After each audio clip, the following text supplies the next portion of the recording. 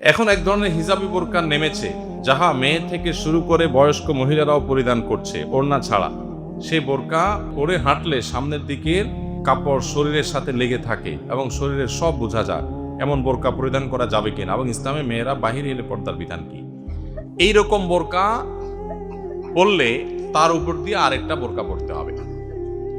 বুঝেন নাই কথা?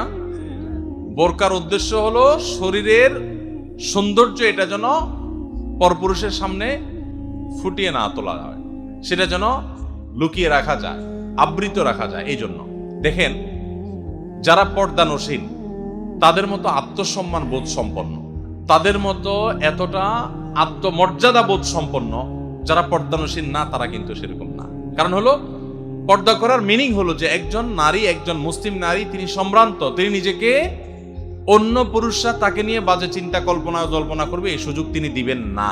এটা হলো তার ব্যক্তিত্বের ব্যাপার, এটা পার্সোনালিটির ব্যাপার। আর রাস্তাঘাটে যেখানে সেখানে তার সৌন্দর্য বিলায় বেড়াবে, আর মানুষ দেখে মনে মনে তাকে দর্শন করবে, জেনা করবে, মনে মনে তাকে নিয়ে কল্পনা করবে আজে বাজে।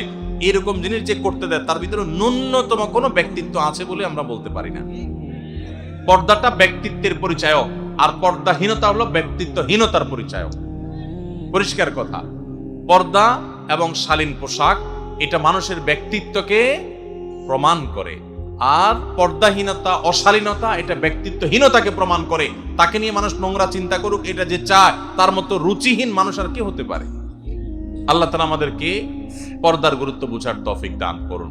এখন যদি এমন কোন বোরকা পরেন যে বোরকাটা এতটা আঁটোসাঁটো, এতটা শরীরের সাথে লেগে থাকে, শরীর অঙ্গ প্রত্যঙ্গ ফুটে ওঠে, সেই বোরকা পরা আর সাধারণ কাপড় চোপড় পরে অশ্লীল পোশাক পরে চলাফেরা করা একই কথা। এই বোরকা পরা আর না পরা সমান। এই বোরকার উপরে বরং আরেকটা বোরকা পড়তে হবে। সো এরকম টেডি মার্কা বোরকা পরলে শরীয়তের পর্দা হবে না।